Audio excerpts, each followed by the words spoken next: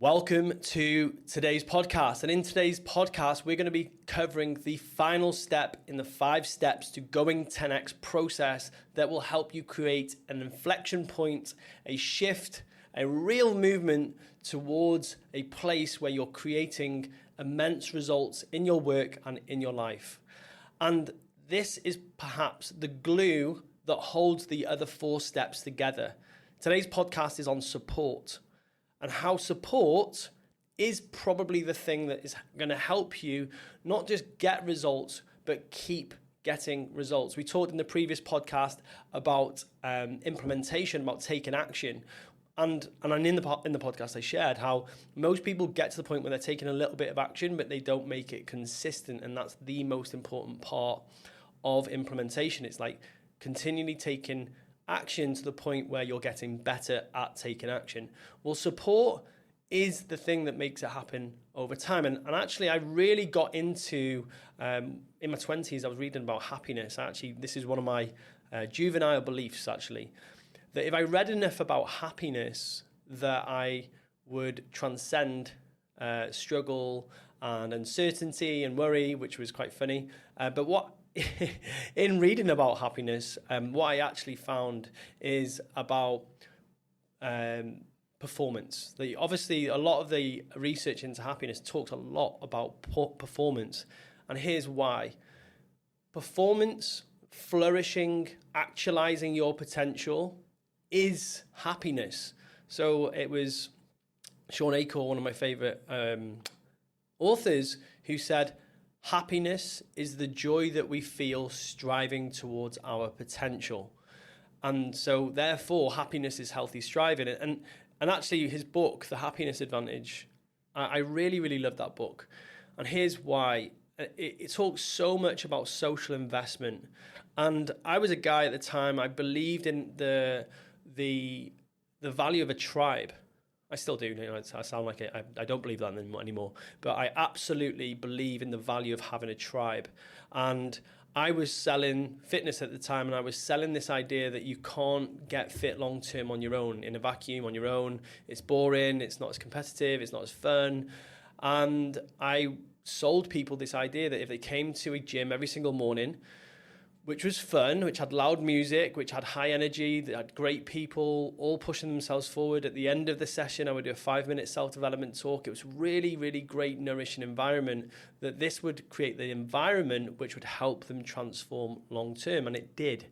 We saw people absolutely flourish. They absolutely got through the hardest things in their lives: divorce, business breakdown, death of family members. They didn't die because, we were pretty safe.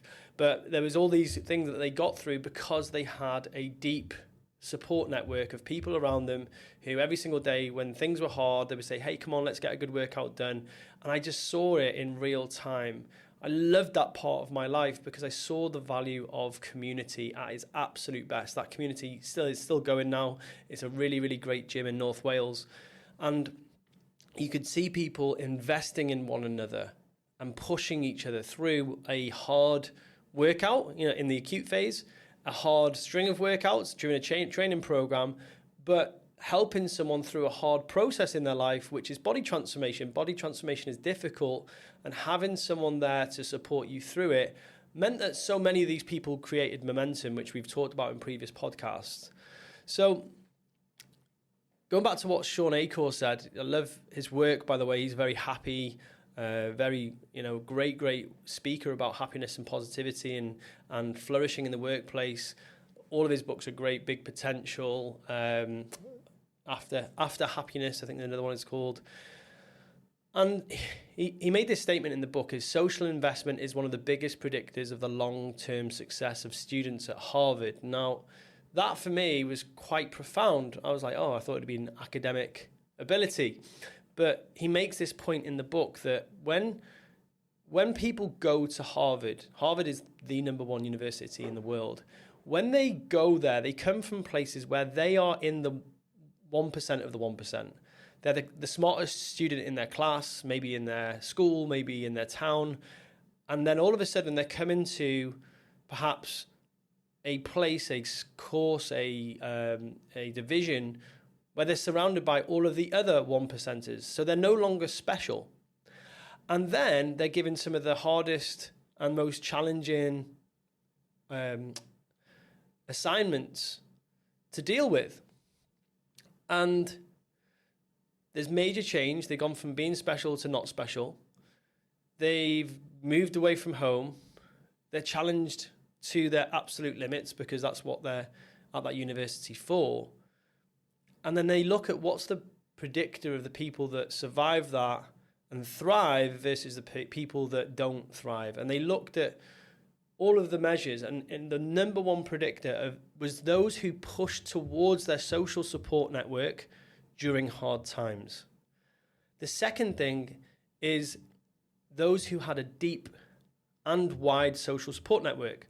So what that meant, it's not just having one person they could call on, it was having one person they could call on and a load of others, but that were deep. So it's the difference between having what I would say like a load of Facebook friends that you don't know at all to having 5 really, really good friends who you could spare your soul to. And I think that's what the difference is in this day and age, is that people believe that because they've got people on Facebook, they've got lots of friends, they've got connections. And this is what's being lost, is we forget we are made for deep connection with the people around us. And especially in entrepreneurship. So, I saw this as this idea of the solopreneur. And people use this term self-made. You're not self-made. There's been a community of people that have got you to where you are today. And people always seem to negate that when they are talking about how they got to their success. It saddens me a bit. And I'm a firm believer that the most successful people can build a tribe of people around them to support them, challenge them, raise them up, hold them accountable, all those things. And we're going to talk about that in today's podcast. When you look at this in terms of 10x, without the support system in place for you to go 10x and keep going 10x, it's going to be a struggle. And I'll talk about this from my past, where in the athletics community, and this is in elite athletics, you would see people on a track in the summertime and they would run times, their best PBs ever. But what you didn't see in the wintertime was them building base. They would build base and build base and build base in order to build a peak. And I was out running the other day and I was thinking about this, is that I looked over to my left and I was actually running through the desert, really, really beautiful, really quiet. And I could see the tallest building in the world standing in the distance, which is the Burj Khalifa. And I remember doing the tour, and you go up the Burj Khalifa and they talk about how the foundations were laid and all that. And the depth and actually the width of what they had to construct in order for the tower to go so high. And in elite sport, in construction and in business, there's 2 investments that we make. And sometimes we forget the base. We strive for the peak all the time. Like for those people in business who are flash in the pan successes, what often happens is they have immediate success. The market, they create an offer or a product that meets the market. It's high demand. They create enormous success, but sometimes they crumble under the pressure of the growth. And why is this? It's because they haven't got the appropriate support mechanisms in place to help them create that long-term success. And this is, for me, was really, really interesting. I work with Kristen Sargent's my coach currently, and she works with Hollywood stars and people that go into fame. And a lot of people who go into fame and have the same experience. They rise to fame very quickly, and they don't know, or they don't have the psychological support structures to deal with that. That's why they get therapists, coaches, support networks, and stuff like that.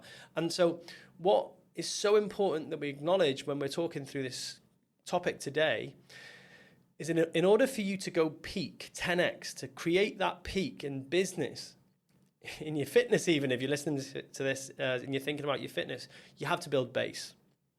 And here's why. For those athletes that didn't train in the off season or didn't do the strength work but still had natural talent, they would perform well in competitions. I would go up against people regularly in my early 20s and my teens, and they would claim how they hadn't trained or they hadn't done stuff, and they would run really quickly. However, they would do one-off performances. They would never be able to string together performance after performance after performance because they were always working at such a high percentage of their max output. And when we look at this from a business perspective, is that the bigger we can build our base, when we do push ourselves and go towards our peak, we're working at a lower percentage of our maximal output, which means we're way more sustainable. So what we want to be thinking about is, what is building base when it comes to personal and professional success? Well, it's support networks. So in this podcast, what we're going to do, we're going to go and look at the statements in the scorecard. And you may have done this and thought how, support, you may be even priding yourself on the fact that you are a self-made person, you don't need support, and you're doing really, really well without support. You're doing really well without a coach. You're doing really well without a mastermind. You're doing well without a support group. But I'm going to challenge you, and I believe to my bones that you are operating at 1/10 of your capacity or capability.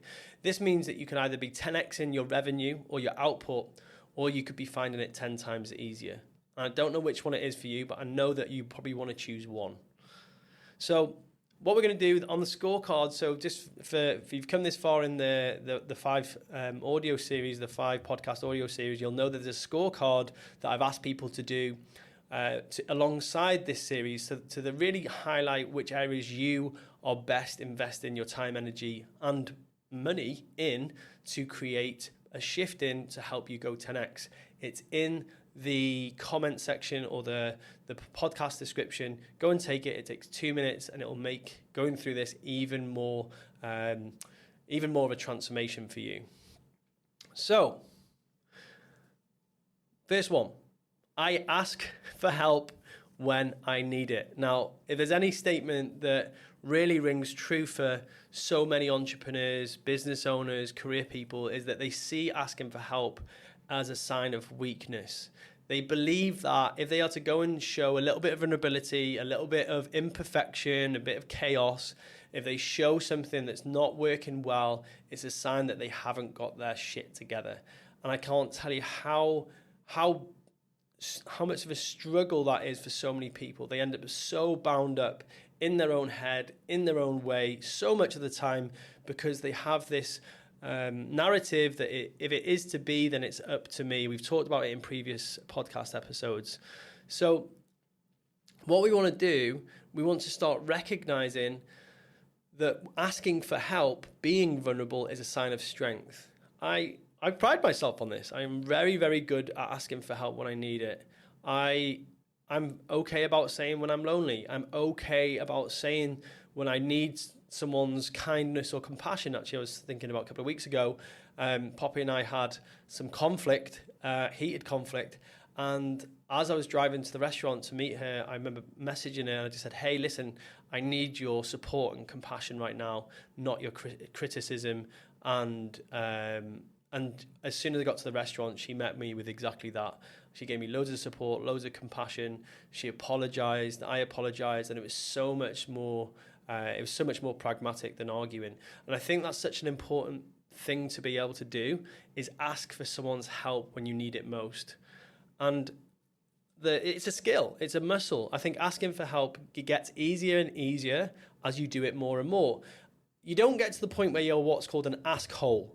An ask-hole is someone that constantly asks and never does anything with the information. You know, they're constantly asking things that they could probably type into Google. That's what I call an ask-hole.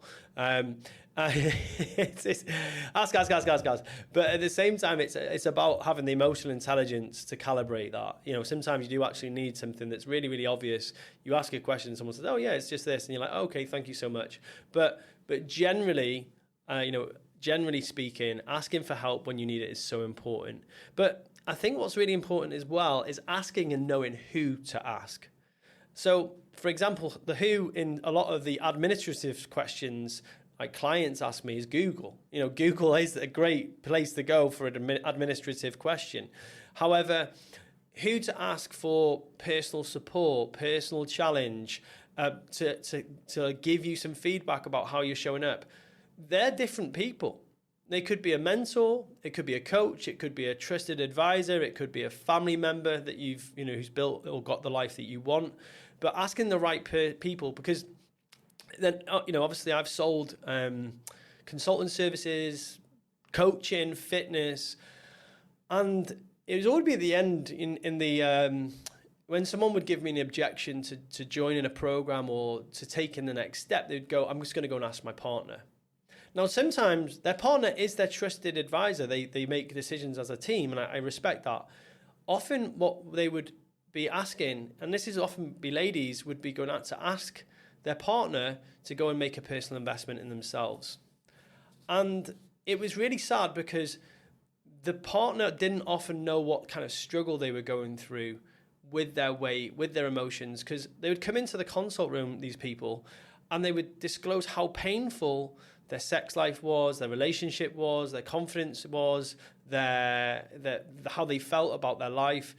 And they would tell me afterwards, I've never told anyone that. And then at the end of that same conversation, they'd be like, oh, I'm going to go and discuss this with my partner. And what was sad is that their partner didn't have any empathy about all of those things that they were feeling. So it was really sad. So that was the wrong who for that person. So the right kind of support is so important.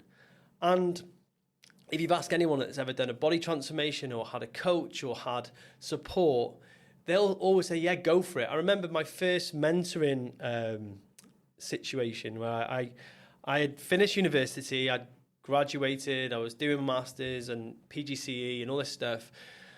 I was working 9 to 5 and I was personal training either side of it. I was super busy, and at the time my girlfriend had a granddad over in Dubai, a very wealthy chap, absolutely incredible thinker. And I was thinking about joining my first ever mastermind with a guy called Paul Moore. Paul's been a great mentor and coach for me. And I remember sitting in Dubai and filling out a form, and Fred came out and he said to me, what are you doing? And I was like, I'm thinking about joining this mastermind, but it's really expensive. And at the time, I didn't have much money. I'd spent all my money on probably partying at that point in my life. Either that or, invested in kit for my personal training business. And I said, yeah, I'm really thinking about doing this mentoring program. And he looked at me and he said, there's one thing I know about successful people, Ben, and is that they want you to be successful too. This guy, has he got the business that you want? And I'm like, oh my gosh, yeah, I absolutely want to be like him and more. And he said, don't think about it, do it. He said, don't think about it because right now it doesn't seem logical for you to spend that much money on something that, you don't know what it's going to do for you. But trust me, it'll change your life. And that was the end of the conversation. And I didn't even hesitate to make the decision.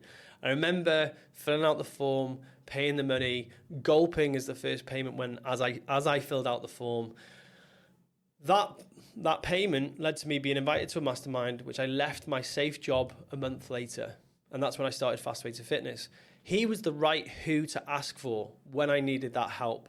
And it just so happened that I was in Dubai, I was around opulence and wealth, and I really, I was actually pretty broke at the time. I think actually my girlfriend at the time paid for me to fly out to Dubai.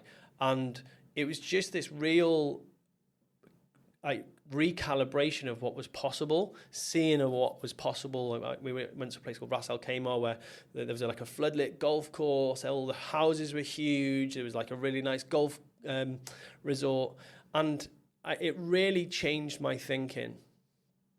So the who is so important.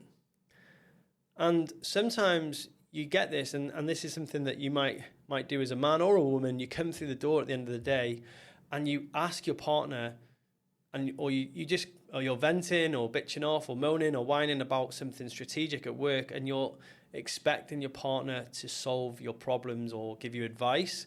And sometimes it's the worst possible advice they can give because they're just looking out for you. And this is not me saying that you shouldn't have a good or an ability to have a strategic conversation with your partner, but they're not always your who. And they also sometimes will err on the side of caution because they don't want to see you getting hurt, especially if you're someone who's constantly saying, I'm going to do this, this is going to be my big time, I'm going to do it, and then you back out last minute. They'd rather see you not go for it and be safe than go for it and waste money, time, energy, or get hurt. So you've got to remember that the who you ask for in this instance is super important. I've got another one as well, is that I ask for help when I need it, because this is what I notice in clients as well. One of their responses to obstacles, and you might have gone through the obstacles podcast, is one of your obstacle responses could be burying your head. So you get a problem, you are overwhelmed, and instead of reaching out and pestering someone that you think that would help you or support you, you just bury your head. And that could be your default response to the problems in your life, that you don't ask for help, you bury your head, the problems grow. And I love that saying that problems feed on fear. Problems feed on fear, or fear feeds on time. So problems are fed by fear, and fear is fed by time. So not only have I buried my head, I'm buried my head and I'm in fear, so my problems and my fear grows. So here's how I've overcome this in the past. I always have someone I can go to for coaching. I always have a coach because I profess how great and transformational coaching is. And every time I found myself as a coach without a coach, I found myself out of integrity. I'm there professing and sharing how coaching will transform your life, and it will make you see things differently. It will create momentum. It will help you change your relationships.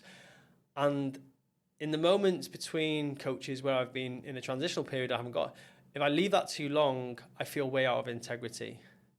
So having a coach in those moments, and a coaching agreement can be someone you pay weekly, monthly, by session, by the year. It could be a long-term agreement. It can be an old boss that you've got.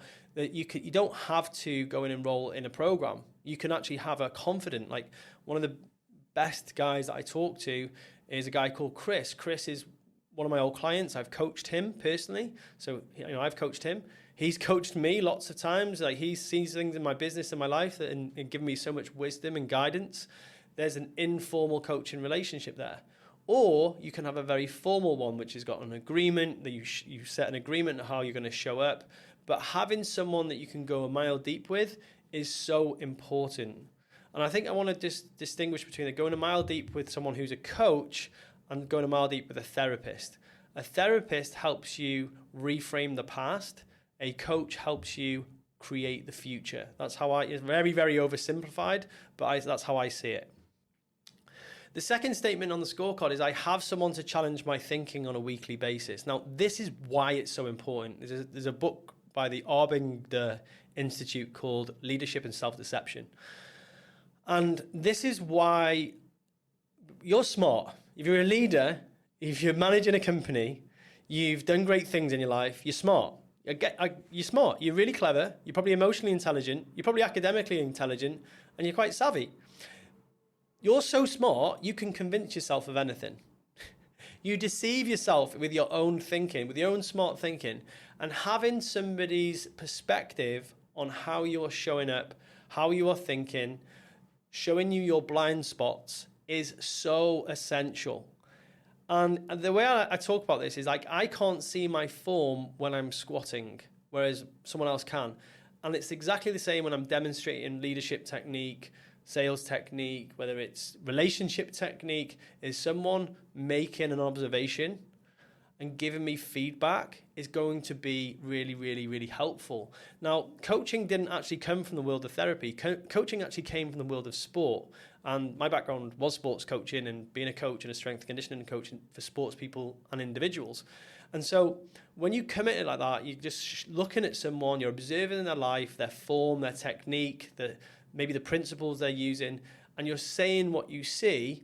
This challenges your thinking. And what this does on a weekly basis is allows you to stop getting in your own way. And the biggest thing I've taken away from that is someone challenging my thinking in moments where I've said, it's a lead issue.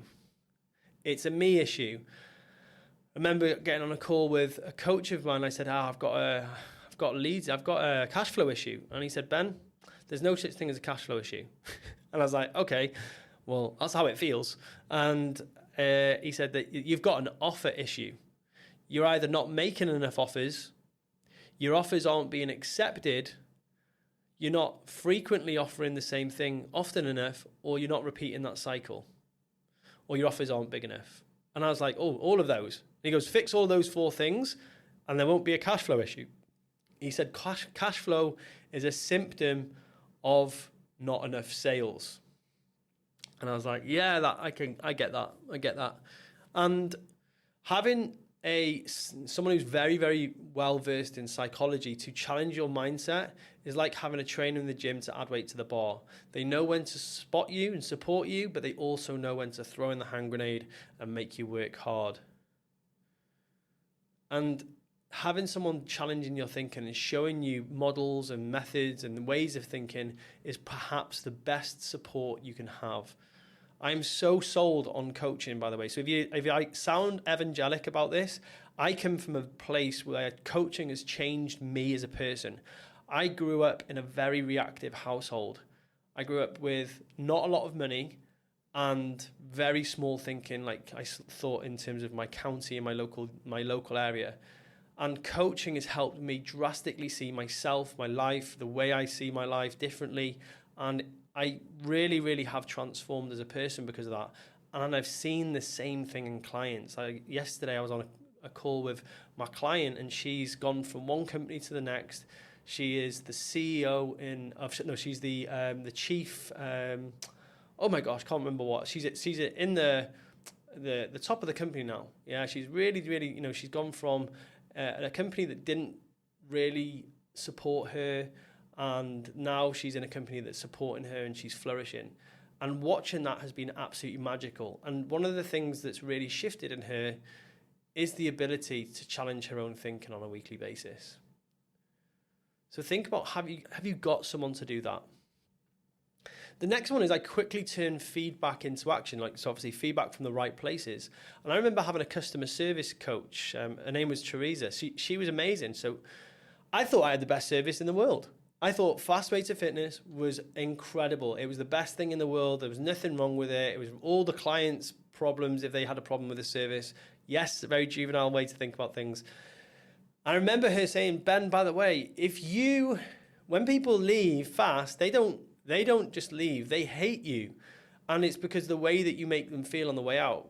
And I remember thinking about this, and I was like, yeah, I agree with that. I can see where I go up to people in the local area, and if they've been at my gym and they've left because they had such a great experience when they were there, they had to leave for some reason, and I wasn't nice to them or kind to them or compassionate to them. And I could see that, and then she once had to like hold my hands and look into my eyes. She said, Ben, and she was like, shut the fuck up, shut up, just listen to me. And I was like, no, it's this person, and this is the way they think, and it's their issue. And she said, Ben, look at me. And she had to like physically shut me up. And she gave me feedback about what she saw. And I had to, as uncomfortable as that was, it really shifted the way I saw my business. And I quickly moved that feedback into action. I changed the way we did things in the business, and it was way, way, way better for the clients. And we had much, much better feedback. People enjoyed it more. And that's really important to be able to do that. It's to push aside your ego, the way that you think that things are perfect, you're doing everything right, you can't be any better, and have someone saying, listen, shut the fuck up. Shut up. You're not. That's not true. And you to be able to say, do you know what, you're right. I'm doing this in a way that could damage my business, or I'm not doing it in the way that's best. And being able to change your attitude and implement something that will shift your business. And obviously this is not everything everyone ever says to you is great feedback, but it's being able to cast aside your ego and quickly turn feedback into action. So 10x is an iterative process, and this is why this is important, because for you, in order for you to go 10x, things like, say for example, you're a coach and or a trainer, fitness trainer, and you're going, you want to go from doing 35, 40 hours of personal training per week to doing 3 to 4 in a group program. Your offer, which gets people to do that, maybe at a similar price, or so you earn 10x more, has to be really, really effective. And that's an iterative process. So you're going to have feedback, and the ability to get that feedback and not see negative feedback, drops in sales, no one signing up as a negative thing, is just feedback. So many people I've worked with, part of the big shift that they have is starting to see even feedback they don't want, like lack of sales or lack of response to a message. That's feedback. And that feedback can be turned into action. Well, actually, hang on a second. I'm sending this message out to people and they're ghosting me, or they're not listening to me, or they're not even responding. That's feedback. And if you can respond to that in a way where you don't get defensive, you don't pull back, you don't say I'm broken, you don't say no one wants to buy from me, and you can turn that into more action, you are far more likely to succeed. So another thing that's really important in this one is something called event action. It's the ability to quickly move from an insight into action. We talked on the last podcast about this idea of information, insight, action, transformation. Well, the speed at which you take action after an event is directly proportional to the likelihood that you'll take that action. So what this means is, if you have a big insight, even if you're listening to this podcast and something clicks in your mind, you might need to stop what you're listening to right now and go and do it right now. If you're listening in your car, if you're watching this on YouTube and something magical has just gone ding, oh my gosh, I need to go and do that, go and do it. Here's why. The longer you leave that after the insight, the less likely it is that you'll do it. And I remember I went to an event held by MyZone. And this is one of the best CEOs I've ever witnessed, a guy called Dave Wright. Really got a really great CEO who just oozed charisma, positivity. I really loved how he showed up. And I remember watching him, and someone gave him some feedback in the middle of the seminar about what MyZone is, and there's 30, maybe 40 people in the room. On the spot, he solved that. He sent in, he goes, hey team, what that person said is really important. I'm just going to send an email. And he stopped and he sent it in the middle of the seminar. It took 10 seconds. And I was like, wow, that's action taking. And I just said to him, I was like, oh, that's really inspired me what you did. He goes, oh, by the way, I've done that for years. That's so important. It's like actioning things immediately is part of our company culture. And yeah, I got that. That was really, really helpful. And even in the space of coaching, sometimes we'll have clients will say, oh yeah, I'm going to reach out to 5 people. I was like, well, let's do it now. I'll help you. I'll reach out to some people for you as well. And we'll do it on the call. And that's what we do in the mastermind as well, by the way. So when we do things like theory, when we think about things like big goals, we then go and take action straight away, because that's feedback, right? The feedback is I need to shift the way I'm showing up, what I'm doing, the actions I'm taking, and then we quickly move into an action which cements that thinking, because we quickly move into momentum then. Next one on the scorecard is my group of peers inspire me to do bigger things. Now, you want to be part of a peer group that is in forward momentum. Part of your environment is seeing what others are doing and modeling them. So like I was talking about when I came to Dubai, when I was 21, I was modeling a lot of how my girlfriend at the time's granddad was behaving, how he was thinking. He came down one morning and he said to me, how much money did you make last night, Ben? And I was like, none. And he went, oh, this is how much I made. And he showed me a figure. And I was like, wow, that was amazing, because he'd invested in the stock market. He just showed me about how the stock market works and it's really valuable. And I was like, right, okay, I get it. So being part of a family or a group of friends or a group of peers that are thinking bigger about their lives, it's not so much that they might be money obsessed or fitness obsessed or family or relationships obsessed. They've just got bigger visions of what they want for their lives. And whatever your value is, be around those kind of people, because what they will do is they will challenge your way of thinking. Yeah? Because the peer group might not just be about making money. But if you want to be a great parent, go and hang around with great parents, because you'll learn so much. And this is something that I learned was about being sometimes the dumbest person in the room, but the right room. If I was to go into a room with Elon Musk and listen to him, I would probably get a lot of value with him talking about maybe electronics or robotics or space travel, physics. But it'd be the wrong room for me, because I probably 99.9% of that would probably go over my head. And I actually once joined a mastermind, and I think it was way, way beyond my stratosphere. But I got so much value from it, but it wasn't the right room. But being sometimes the dumbest person in the right room is so important, and it really stretches you. And then it goes back to that first thing of not being afraid to ask the stupid question, not being, ask can I have some help with this? I'm very good at that. I don't mind going to a seminar and being the guy in the front row with my hand up multiple times. I'm here for me.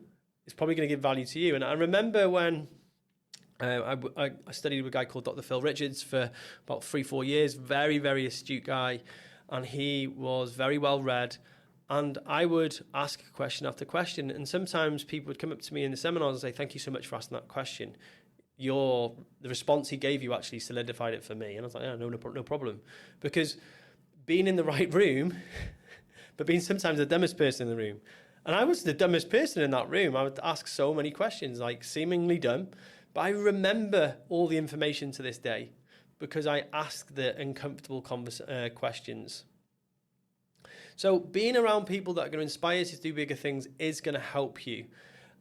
And the other point there is that being around people in forward momentum, because it's almost like a stream that you get caught up in it. I have clients that challenge each other to how many reach outs to potential clients they can do. They can see someone else making moves, so it drives them to do the same. And there's a famous kind of saying in psychology is that when you are looking to change your behavior, go to a place or create an environment where that behavior is the norm. That's why gyms work, because, for example, my gym, my body transformation gym, the desired behavior of someone who wanted to lose weight, of talking about good food, not drinking, training every day, being positive, listening to great music. Well, I thought it was great music. Being coached. That's the normal behavior there. That's like every day it's the same. Whereas someone who is going out on a Friday, drinking, Saturday drinking, Sunday drinking, getting through the week, going to the pub on a Friday, Saturday, Monday, the desired behavior there is alcohol. So if you, it's like being a arsonist in a Max factory. It's the wrong place for you to be. So what you want to think about that is like, where are the people who have got my desired behavior? And sometimes it is looking for that. I have doubters in my immediate family or workplace. Now, this is a big one for so many people, is that their partner, their parents, their friends, their online community, whoever it may be, their boss, has created a narrative that they've believed themselves. They doubt you, and because you've got doubt, that triggers the hell out of you. Now, I said that in a specific way for a reason, is that albeit they've got a story about you and they doubt you, that doesn't have to be your own. If you fully backed yourself, someone doubting you wouldn't trigger you. Like, I am all in on my own success. Someone doubting me I can see it's just all of their material, it's all their stuff. So what happens is, if someone doubting you triggers you, it's because you haven't fully bought into your own success. That's my opinion. And so what you've got to be able to do is create it where you sell yourself on your own success. You're already so bought into your own journey and so bought into your own success that you are, you are unfuckwithable. That's kind of the expression for that. No one can knock you off your perch. It's just so bought in. And so when you do get knocked back, you're straight back up. And that's, that happened to me and for me so many times. But I'm so bought in that I will be successful. So I already am successful. I'm reading The Gap and the Gain at the moment. It's like I'm already successful. And because I believe that, I will continue to be successful. So that's the way we want to be thinking about it. But this is also a boundaries and environment issue. So you might have haters and doubters, but you've got to learn that it's your reaction to them, which is what you can control and very little else. So I can control my reaction to them. I can't control anything else. Byron Katie famously said, other people's opinion of you are none of your business. And what this means is that I can fully control the interpretation of my own reaction, but I can't control what they say. They can say whatever they want. It's for something that's for their free will. What I can't control is that. What I can control, how I react to them, how much time I spend with them, what I say about them in return, how frequently I see them, all that sort of stuff I can control. So what we want to make sure is that those people who are not filling us up, we limit the time, the intensity, the frequency, all the things that will maybe change our relationship with them. So changing, like this could be a total, right, okay, that person's out of my life. It could be like a whole, weeding out that kind of person. Or it can just be a hard conversation. Sometimes a lot of people have never stood up for themselves.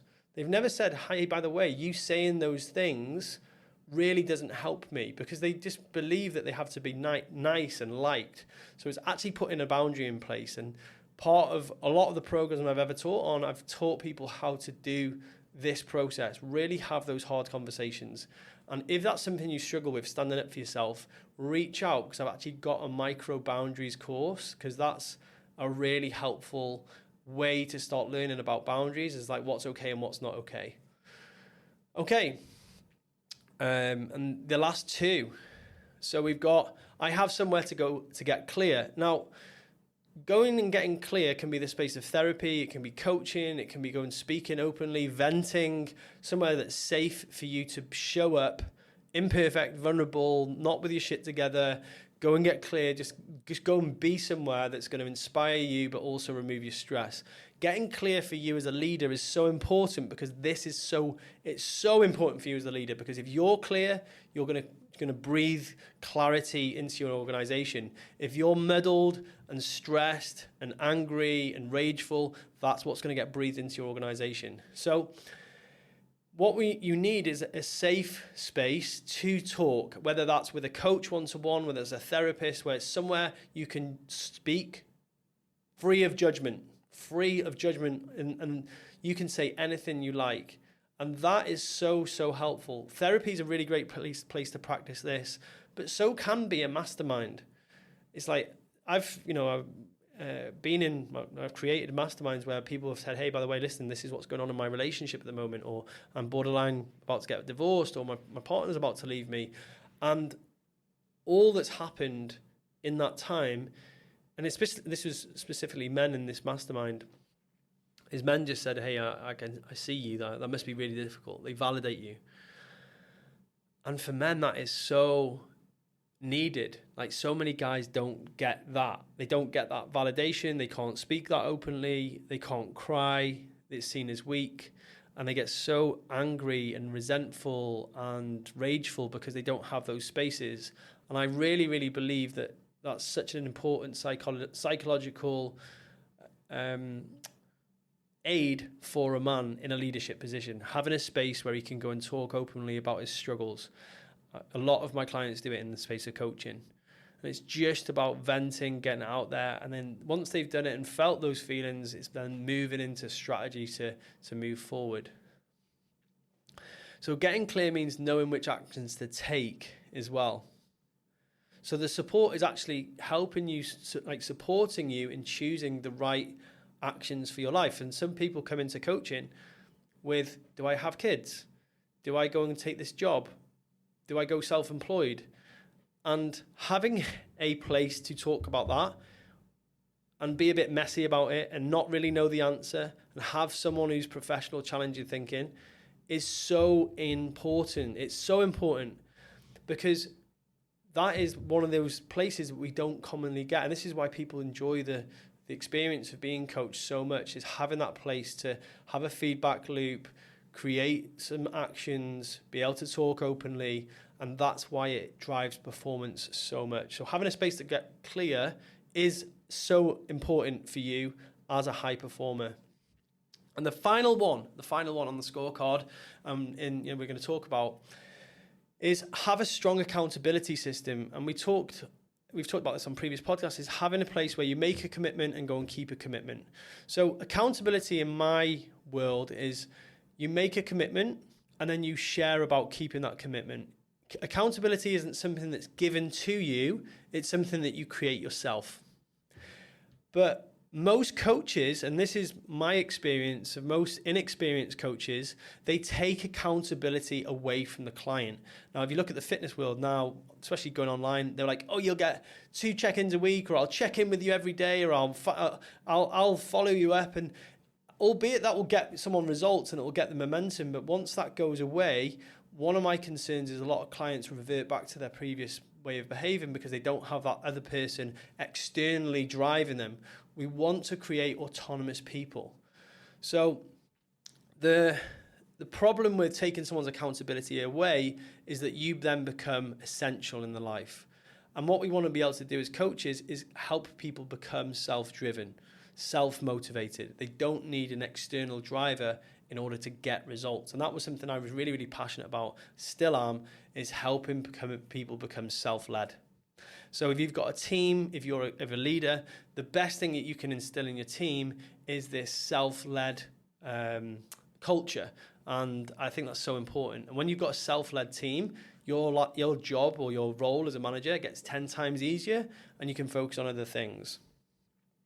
But what you're actually doing in this part is actually creating responsibility instead of accountability. So the main difference between accountability and responsibility lies in the think about this, like responsibility is what you're supposed to do, like your job or your role and the chores that you have to do. That's responsible. I'm responsible to do that. Accountability is being responsible for what happens when you do that. So it's being accountable for the results. So if I'm in a personal training agreement, I'm responsible to go and train, and then I share my results of having done my training with my trainer, and then I'm accountable for doing that. And that's what creates the accountability system. And so responsibility is about the task. Accountability is about owning the results and sharing the results. So that's a real important distinction, I think, especially when it comes to having an accountability system. What people often think as an accountability system is someone to follow them up and manage them and parent them. And that is not the right way to do it. They're both created by you. So that is how you create 10x support. Now, this is the final podcast in the first 5 podcasts of my new podcast, the Coaching with Ben podcast. And we've gone through 5 things that will help you, the 5 steps you can take to go 10x. Now, the next steps you can take, and these are really, really helpful things to do for you after listening to these podcasts. A, you can go and take action on some of the things you've heard. B, you can book in for the first step to go 10x workshop. I did call it the 5 steps, but we only go on the first step. We help you create a vision on that call, and I actually coach you into action. Okay? The third thing is you could take the scorecard. The scorecard is going to take you 2 minutes. It will drastically help you see which of the 5 things that we've talked about over the last 5 podcasts are the most important places for you to place your energy and attention. And then finally, if you're interested, I have a mastermind where people just like you have created a vision and then they're taking action to make that happen. If you're interested in that, just find me on a social channel and write the word mastermind to me and I'll send you the information. Thank you so much for being with me on this journey. And this podcast is about to grow even more. As I've been building this podcast over the last 5 episodes, I've been reaching out to people in my network and people outside my network who are experts in vision, obstacles, transformation, support, accountability. So I will be interviewing guests on the podcast about those 5 areas. And you can look forward to listening to interviews with some of the best people in their field. And what I want to give you is a real clear grounding in all these different arenas. So when it comes for you going 10x in your work and your life, it gets way easier, it's way more straightforward, and you can experience the same results that I'm experiencing. Thank you so much for listening to these episodes. I'm so grateful. If you could do me a huge favor, if these have been valuable to you, share them with somebody. Share them with someone who it would be valuable to listen to this podcast and say, hey, by the way, this is really helpful. This helped me with this. I think it would help you too. The other thing is, if you rated this podcast on iTunes, it would help me so much, because the better the ratings I get as I'm creating the podcast, the more or the higher level guests I'll be able to attract. And also, there might be someone else like you struggling with what you're struggling with right now who could listen to this podcast, and it would help them enormously. And that's the best thing we can possibly do as humans, is help other people. Thank you so much for listening to the podcast. Take care. See you on the next episode.